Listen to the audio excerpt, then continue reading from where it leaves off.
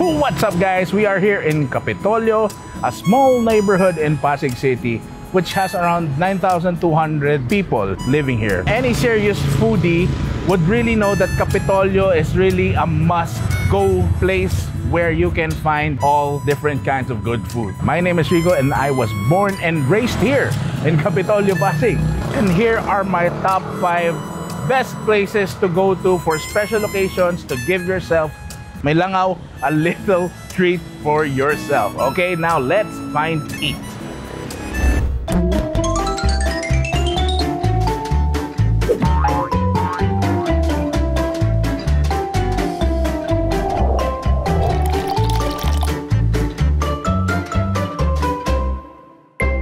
Okay, we are here at the corner of East Capitol Drive in San Rafael, where my number 5 is, and that is Poco Deli.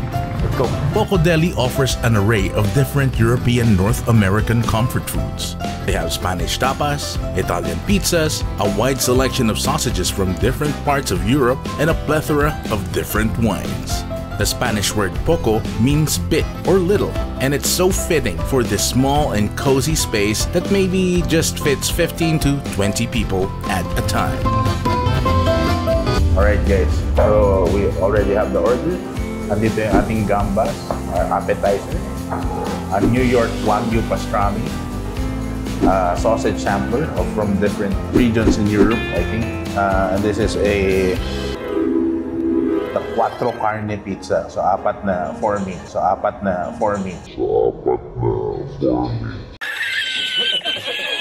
And then we have here my favorite, yung bacon slab. Kita mo naman, guys, bacon slab talaga, bumbo. Wow. Alright, so huwag na natin patagalin. Huwag tayo masyado magpa-fancy. Kasi gutom na ako. Diretsoin na natin to.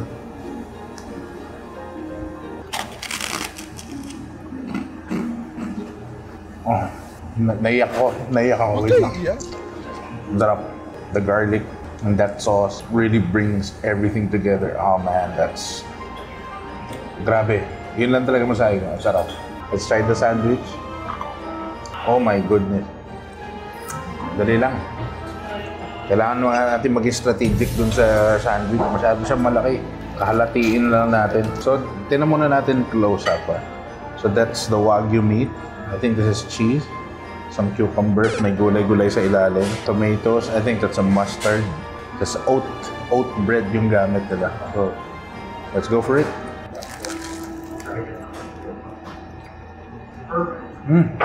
Ang lambot, sobrang meaty. Akala nyo mahirap siyang kainin, pero ang dali lang niyang kagatin. Tignan mo, isa pa. Yung toast ng bread, sakto lang, hindi siya masyado matigas. It just bites easily. And then, you have different textures from the different vegetables. And then the soft meat. Sobrang panalo yun. Pero, marami pa tayong tatry guys. Uulihin ko na to kasi ito yung talaga yung favorite ko. Unahin na natin itong pizza. Cheese pool ba? Cheese pool? May konti. 4 meat pizza. Let's go. Very chewy yung dough dito sa part na to na wala sa niyang sauce. Tsaka cheese. Medyo may konting asim yung sauce na nagbabalanse dun sa mga fatty meats on top of it. Isa pa. At ang lutong naman ng gilid. Malutong yung crust niya. Panalo din yung pizza. Pero kung ako papipiliin, sa ngayon ito pa rin yung best. Try na natin yung mga sausage. Unahin natin itong malaki. I don't know kung ano to. Hungarian ba to? Very, very meaty, very flavorful. Hungarian nga ata kasi ma-pepper. Like it. This one is a smaller one na ma-pepper din, I think. Let's just try it and let's see what it is. Magkaiba sila ng lasa eh. Flavorful to. Pero maganda siyang pambalanse doon. Para siyang may smoked flavor itong isa. May konting smokiness. I think these two are the same. Let's just try.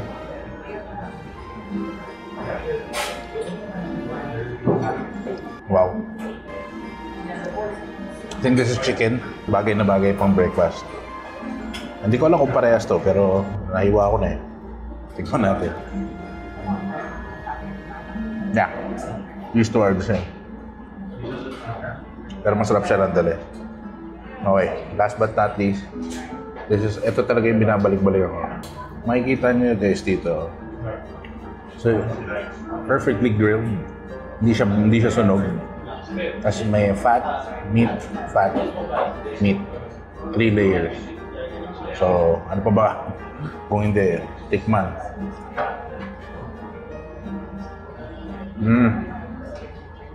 Yung lasa ng bacon, isipin mo nilagay siya sa size ng liempo. Ganun siya katarap. Sobrang sulit. Ito talaga yung binabalik-balikan guys dito sa Poco Deli. So if I were you, you should try this too. Alright, that's my top 5 Poco Deli. Alright guys, we are here at number 4, Rub Ribs. It may be an oldie, but Rub is still a goodie. So let's go inside. Rub Ribs have to be one of the earliest settlers here in Capitolio, and they have been a staple go-to for meat lovers like me. Ribs are what they do best, so it would be a crime not to order those. But you know what? Maybe let's get the sampler. Okay guys, so nandito tayo sa my fourth best in Capitolio. We just got the rub platter. Kompleto na siya. Meron siyang salmon, there's chicken, and then there's ribs, and then a whole bunch of sides. Try natin muna. Unahin natin yung fish kasi tinatawag niya yung pangalan ko.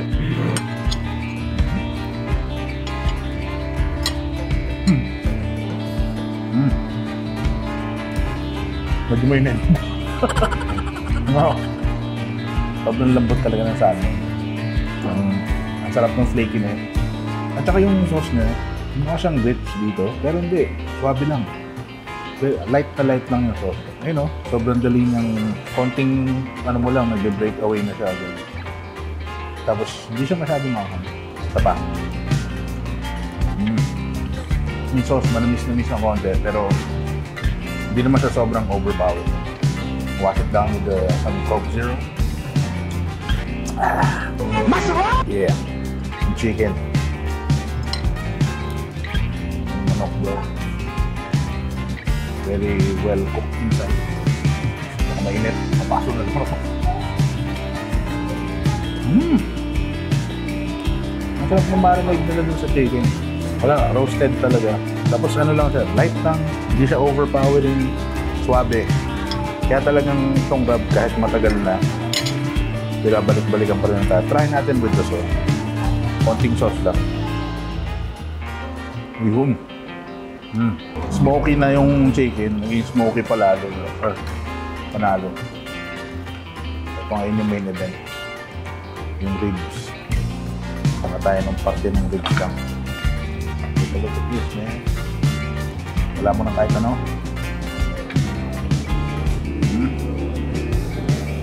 Tender. Very well seasoned. Hindi siya yung sobrang fall off the bone. Ayoko nun yung halos nag-disintegrate. Ito may konting kagat, may konting laban.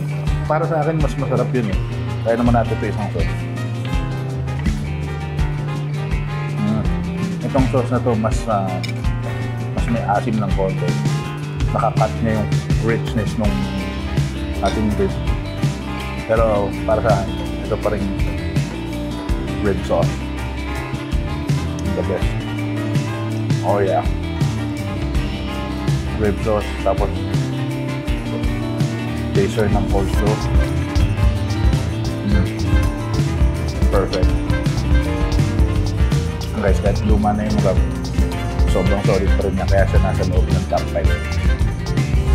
Okay, we are still in East Capitol Drive. This place is called Warung. This is my third best restaurant here in Capitolio for a special occasion. It's an Indonesian cuisine, but they have authentic dishes. Talagang I think you guys would like it. I can't wait for you guys to see what's inside. Warung features different popular Indonesian dishes. They have mie goreng or fried noodles, nasi goreng or fried rice, beef rendang, and a whole lot more authentic Indonesian dishes for us food adventurers to try.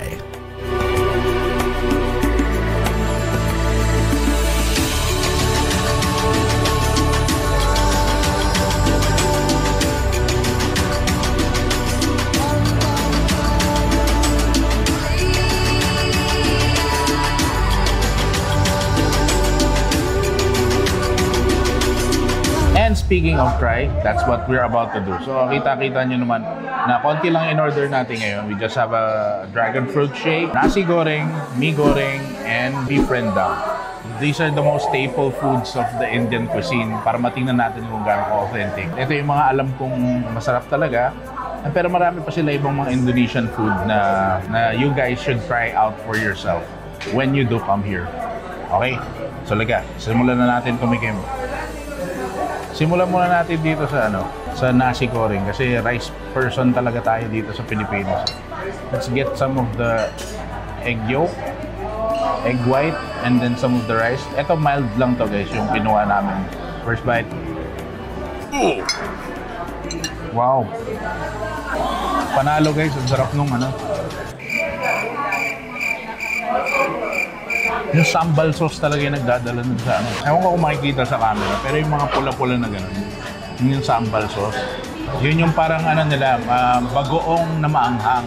Yun yung nagdadala talaga nung dish na to. So para siyang in a way, bagoong rice yung dating. So let's have another bite. So, kasama yung egg yolk, napaka-creamy. Sobrang sarap talaga. Let's go for the mee goreng. Again, of course, kailangan may egg. Pang-protein na yan, pang-protein na. So, kuha tayo ng konting egg. Tapos kuha ka tayo konting noodles. So, noodles sila dito, makapal, mataba. Hindi katulad dun na nasa sachet, di ba? Ay, nasa yung mga instant. Let's go for this.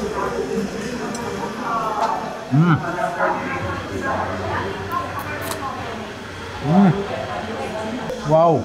May sweet and spicy and savory, umami, everything.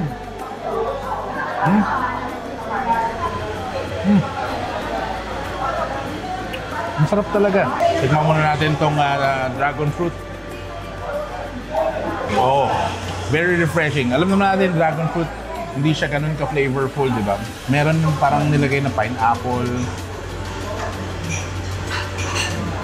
And sobrang refreshing ng lasa. Panalong-panalo. Now let's go to the last thing we ordered, the beef rendang. Ano lang muna guys, pabebe bites. Huwag muna tayo magmukbang. Kuha pa tayo ng sauce. Pabebe bites lang muna. Nakita nyo ba guys kung gaano kadali yung sobrang lambot niya. Walang ka-effort. So,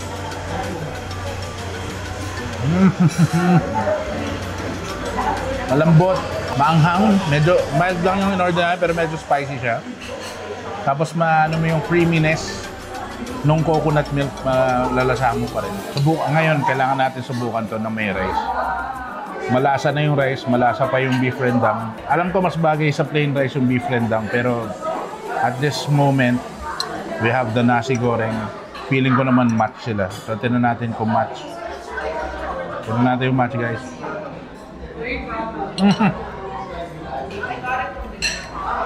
Guys, itong pawis na to, it indicates na nag-enjoy talaga ako sa pagkain. Ang sarap, solid. Kailangan nyo masubukan. So kung nakita nyo naman yung place kanina, di ba, sa B-roll natin, it's spacious, it's nice, it's very cozy. Bagay na bagay for special occasions, even with your family. So, very highly recommended tong Waro. So, sige, kakain na kami. Bye-bye.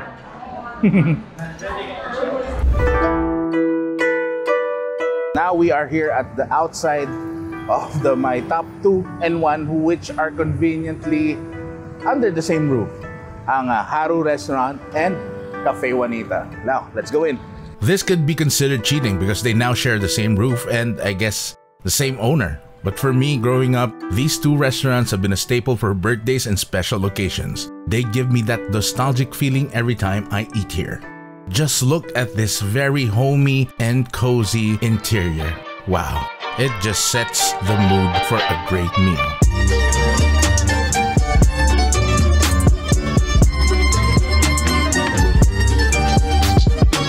Okay guys, so nagdatingan na yung mga order natin. This side is Haru, the Japanese. And this one is Cafe Juanita, yung Filipino food. Ang mga in-order natin from Haru is, syempre, yung kanilang ebi tempura. And then I got their gyudon, shirashi sushi.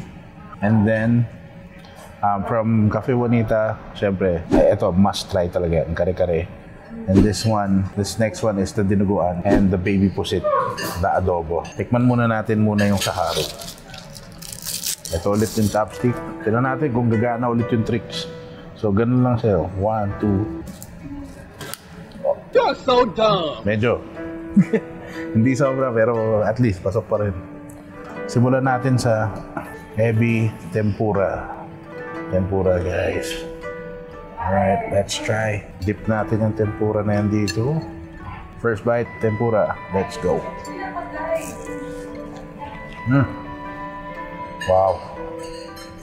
Yung batter, sobrang crispy and flaky. Tapos yung shrimp, saktong-sakto yung pagkakaseason. Sobrang panalong-panalo talaga to. Ito, one of my favorites here. Dito sa Haru. Tapos itong gyudon, tignan nyo guys, nagbigay sila ng extra sauce para mas saucy yung kain. Kaya usually, kakainin mo siya solo, diba? So, tikman na natin, gyudon. First bite of the gyudon. Yung onion niya caramelized na manamis-namis na siya. It goes very well with the medyo sweet and salty na sauce. Kasi yung may onion leeks para dun sa freshness. Una kuha tayo, tapos may konting seaweed. Let's go.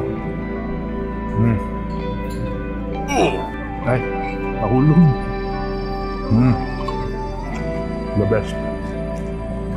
Pagka pupunta kayo sa mga Japanese restaurants, I would suggest, if you guys like sashimi, ang orderin nyo ito, shirashi sushi.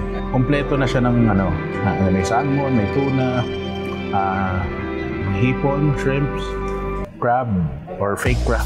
And this one is saba. Ito, tas merong uni. Tas sa ilalim yan guys, may kanin. Ang ginagawa dyan, kukuha kayo ng konting, ang ginagawa ko personally. Hindi ko alam kung konti yan, pero para sa akin, sakto lang to. Ganito karaming wasabi. Tapos, dip lang ng konting soy sauce. Down the hatch. Chaser ka ng konting rice.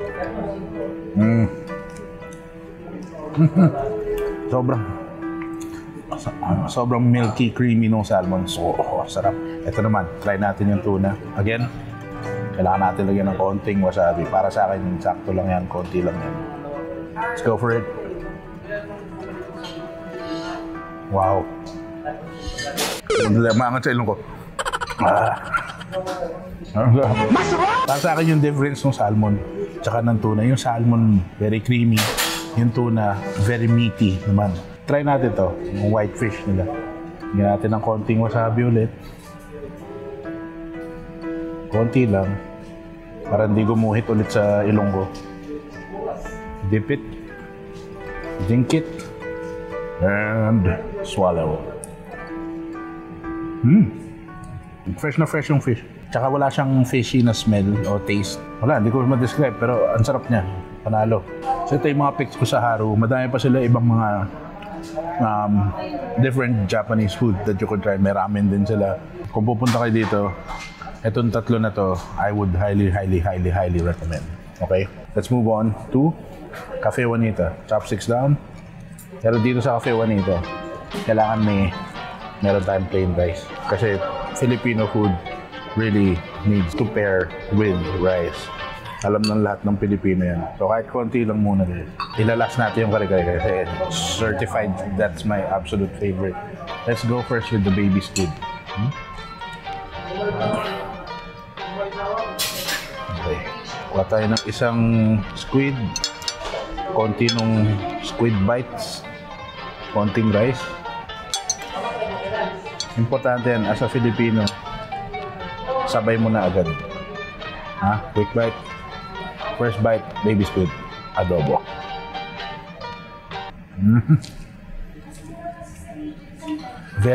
May siya, garlicky. Ang lambot ng squid. So, grabe, sobrang lambot. Talagang baby yung squid. Ayun, pinawisan na naman ako. Ibig sabihin na, sarapan na naman. Talagang one of the best. Let's go try the dinuguan now. Dinuguan right here. Okay, so try natin. Dinuguan, May konting taba yan. Tapos ito, konting meat with the rice. First bite, dinuguan. Let's go. Hindi siya yung sobrang asim, guys. Para sa akin yan yung pinaka-swabe lang na lasa ng dinuguan. Ito, sa next bite natin, may konting, ano ba to, cartridge yung tenga? O ano? Tenga, ta konting meat. May konting kanin.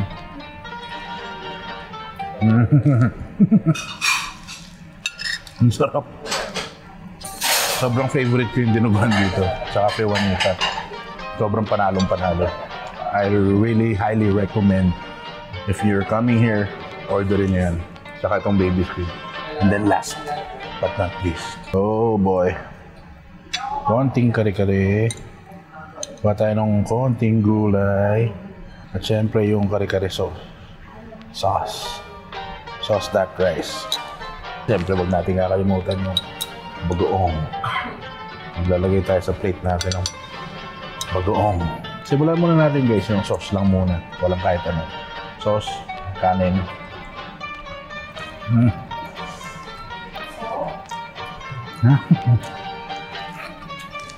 Papangiti na lang ako. Ang sarap ng kare-kare nila dito. Yung pa lang, kahit wala pang bagong, sulit na, ang sarap na talaga. Wala siyang overpowering. It's sobrang just right. Everything is just right for me. Hindi sobrang alat, hindi sobrang rich, hindi sobrang tamis. Sobrang sakto. Subukan na natin yung perfect bite. Arrange natin. Gulay, sitaw, itong kare-kare meat, sambagaong. First bite, kare-kare.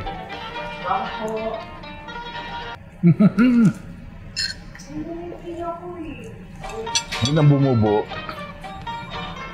Yung bagoong, yung gulay, yung sauce ng kare-kare, one of my favorites na kare-kare sa lahat ng mga restaurants na nakainan ko. Masabi ko talaga na this from Cafe Juanita, parang lutong bahay talaga na may years of honing the recipe na parang pinagpasa-pasaan sa nanay, tatay, to the next generation, hanggang umabot sila sa ganyang masarap. So I highly recommend you trying here because this is, I guess, the closest restaurant that you could say na tastes like home. That's it for us guys. I hope you enjoyed yung mga top 5 restaurants dito sa Capitolio, Pasig from a guy who really lives in Capitolio. I've been living here for 37 years now since birth. So yun, age reveal na rin, di ba? So for occasions, for birthdays. So guys, I hope you enjoyed it. Let me know in the comments kung meron pa kayong mga restaurants dito sa Capitolio na nagustuhan, na you think should be part of the list. Isulat nyo lang yan, i-comment nyo lang yan sa baba. Tapos, who knows, we might go there sometime. Kasi ako dito lang ako nakatira, so pwede ako pumunta talaga anytime dyan. Okay, at ako baka magkita-kita pa tayo doon. Alright, that's it for us guys. Thank you and bye-bye. Kakain na kami ulit.